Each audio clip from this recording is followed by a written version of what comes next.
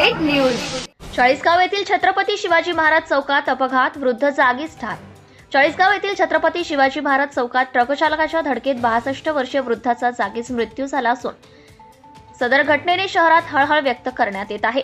तळेगाव तालुका चाळीसगाव येथील 62 वर्षीय वृद्ध ज्ञानेश्वर ईश्वर सूळ हे शनिवार बाजाराचा दिवस असल्याने बाजारानिमित्त चाळीसगाव येथे आले असता येथील छत्रपती शिवाजी महाराज चौकातील सर्कल जवळ त्यांना ट्रकची धडक बसल्याने सदर वयोवृद्ध जागीच ठार झाला असून घटनास्थळी लागलीच मोठा जमाव जमल्याने काही काळ वाहतूक विस्कळीत झाली होती।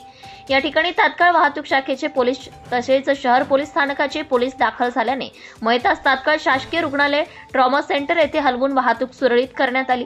सदर घटनेमुळे गेल्या अनेक दिवसांपासून येथील छत्रपती शिवाजी महाराज चौकात सिग्नल बसवावे व ब्रेकर बसवावे अशी नागरिकांची मागणी आज पुन्हा जोर धरू लागली आहे।